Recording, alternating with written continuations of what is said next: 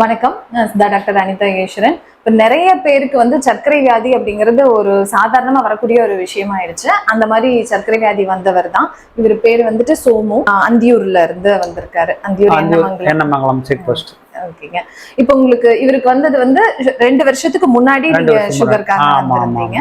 அப்ப உங்களுக்கு எவ்வளவு இருந்ததுங்க? எனக்கு 409 இருந்ததுங்க சுகர். அதுக்காக எந்த ட்ரீட்மெண்ட்டுக்குமே வேற எந்த ட்ரீட்மெண்ட்டும் எடுக்கல. நான் உங்களை பார்த்தேன். நீங்க அதுக்காக பவுடர் கொடுத்தீங்க. அந்த பவுடர் நீங்க சொன்ன மாதிரி கொடுத்துட்டு நீங்க சொன்ன மாதிரி டயட்ல இருந்தேன். அதுல இருந்து படிப்படியா குறைஞ்சிட்டே வந்துருச்சு. அப்படியே உங்களுக்கு ஸ்டெப் பை ஸ்டெப். ஆமா, அப்படியே ஸ்டெப் பை ஸ்டெப் குறைஞ்சிட்டு வந்துருச்சு.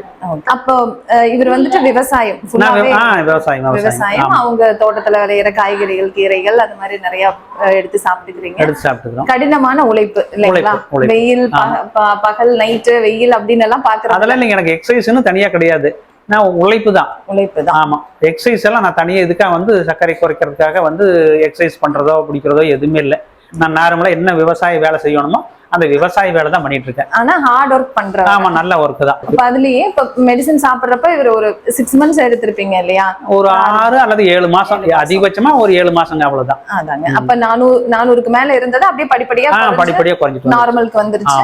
ஆனா இப்ப வரைக்கும் சுகர் நார்மலா அந்த 7 மாசம் மெடிசன் எடுத்ததோட ஸ்டாப் பண்ணிட்டேன். இப்ப டயட்லயும் செய்யற ஒர்க்லயுமே இவர் கண்ட்ரோலா இருக்காரு. இந்த முக்கியமா இந்த வீடியோ எதுக்கு அப்படின்னா, சுகர் வந்துருச்சு அப்படின்னா உடனே பயந்துட்டு, இப்ப 400க்கு மேல இருக்கு அப்படின்னாவே ஒரே பதட்டப்பட்டு ஏதாவது ஆயிடும் அப்படின்னு பயப்பட தேவையில்லை. ஸ்டார்டிங்லயே சித்தா மெடிசன்ஸ் எடுத்துக்கலாம். உங்களுக்கு எதுவும் சிம்டம்ஸ் அப்ப இருந்ததுங்களா? சுகர் அதிகமா இருந்தது பாத்தீங்கன்னா எனக்கு கொஞ்சம் அதிகமா அடிக்கடி யூரின் போச்சு. யூரின் அடிக்கடி போச்சு. அதிகமான தாகம் எடுக்கிற மாதிரி இருந்தது. வாய் வறட்சியா தெரிஞ்சது. வாய் வறட்சி. ஆமா, அதனாலதான் நான் வந்தேனுங்க. அப்பதான் நீங்க செக் பண்ணி பார்த்தேன். அதிகமா இருக்கிறது தெரிஞ்சது. வேற அந்த அதிகமா இருக்கு செக் பண்ணது. அப்புறம் நம்ம சரி நம்ம இந்த இங்கிலீஷ் மருந்துக்கு வேண்டாம், நாட்டு மருந்துக்கே போலாம்னு சொல்லிட்டு தான் நான் உங்ககிட்ட பார்த்தேன். இப்ப நீங்க சொன்னதுக்கு அப்புறம் அந்த பவுடர் சாப்பிட்டு சாப்பாடு தான், வேற அதுக்குன்னு தனி ஸ்பெஷலா எதுவும் இல்லைங்க. எதுவும் பண்றது இல்ல. அரிசி சாதமே அளவா சாப்பிட்டு காய்கறிகள், கீரைகள் அதிகமா. இந்த வீடியோ எதுக்காக அப்படின்னா, இப்ப சுகர் வந்துருச்சுன்னா நல்லா பிசிக்கல் ஒர்க், நல்லா ஹார்ட் ஒர்க் பண்ணிட்டு அரிசி சாதமாவே இருந்தாலும் நீங்க அளவா சாப்பிடுறப்ப டைமா சாப்பிடலாம். இதுக்குன்னு தனியா சாப்பிடணும் எதுவுமே இல்லைங்க. அரிசி சாப்பாடே சாப்பிட்டுக்கிறீங்க. நிறைய காய்கறிகள் எடுத்துக்கிறீங்க. கிட்டத்தட்ட சாதத்தை விட நீங்க காய்கறி, கீரை அதிகமா எடுத்துக்கிறீங்க. மோர் சேர்த்துக்கிறீங்க. ஆமா, மோர் அதையும் சேர்த்துக்கிறேன். அப்புறம் வாரத்துல 2 நாள் இந்த ராகி ரொட்டி அந்த மாதிரி எடுத்துக்கிறீங்க. அதுதான் இவருக்கு சுகரை கண்ட்ரோல் பண்ணி வச்சிருக்கு. இப்போ நிறைய பேருக்கு நம்ம சுகர் கண்ட்ரோல் பண்ணிடுறோம். பண்ணனதுக்கு அப்புறம் இந்த அளவுக்கு டயட் அண்ட் எக்ஸசைஸ் யார் பண்றாங்களோ, எக்ஸசைஸோ இல்ல அவங்க செய்யற ஒர்க்கையே நல்லா ஹார்ட் ஒர்க் பண்றாங்க அப்படிங்கிறவங்களுக்கு நார்மலாவே மெயின்டைன் ஆகுது.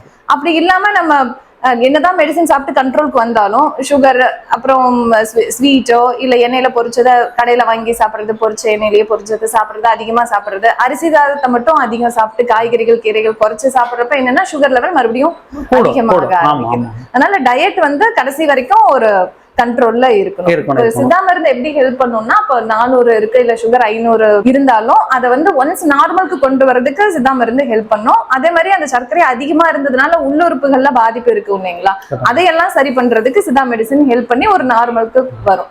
ஆனா இப்ப இந்த 2 வருஷமா இவருக்கு சுகர் லெவல் கண்ட்ரோலாவே இருக்கு. மந்த்லி ஒன்ஸ் செக் பண்ணிக்கிறேன். 100, 140 அந்த லெவல்ல தான் இருக்குது. ஆனா மொத்தம் மெயின் ரீசன் கேட்டீங்கன்னா நம்பிக்கையோட சாப்பிடணும், வேற எதுவுமே இல்ல.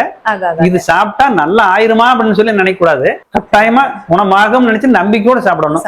நீங்க சொல்ற மாதிரி டயட்ல இருக்கு. ஆமா, இருந்தா அதுவே போதுமானது. இப்ப நான் அதுக்காக தனி எந்த இங்கிலீஷ் மெடிசனோ வேற எதுவுமே எடுத்துக்கிறது இல்ல. நம்ம நாட்டு வைத்தியத்தில் என்னென்ன கிடைக்குதோ, அந்த கொய்யா கொழுந்து, இந்த மாதிரி ஆவராம்பூ எல்லாமே எடுத்துக்கிறீங்க. அதெல்லாம் தாராளமா எடுத்துக்கலாம். நேச்சுரலா இருக்கிற எது வேணாலும் நம்ம எடுத்துக்கலாம். வெண்டைக்காய் தண்ணியில ஊற வச்சு சாப்பிடுறது, வெந்தயம் சாப்பிடுறது, கொய்யா இலை, நாவல் பழ விதை, இது மாதிரி எது வேணாலும் நம்ம சாப்பிட்டுக்கலாம். அது சாப்பிடுறது எக்ஸ்ட்ரா ஹெல்ப் தானே நமக்கு. அதுல நிறைய ஆன்டி ஆக்சிடென்ட் இருக்கிறதுனால சுகரையும் கண்ட்ரோல்ல இருக்கு, மத்த உள்ளுறுப்புகளையும் ஆரோக்கியமா வச்சுக்குது.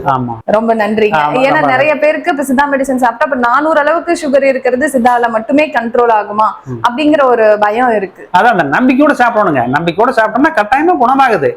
6 மாசத்துல நான் எந்த மருந்து மாத்திரை சாப்பிடலன்னா அந்த நம்பிக்கையோட சாப்பிட்டேன், தெளிவா இருக்கிறேன், பிரச்சனையே இல்லை. இப்ப 2 வருஷம் ஆச்சு. சுகருங்கிறது ஒரு பெரிய நோய் அல்ல. நன்றி.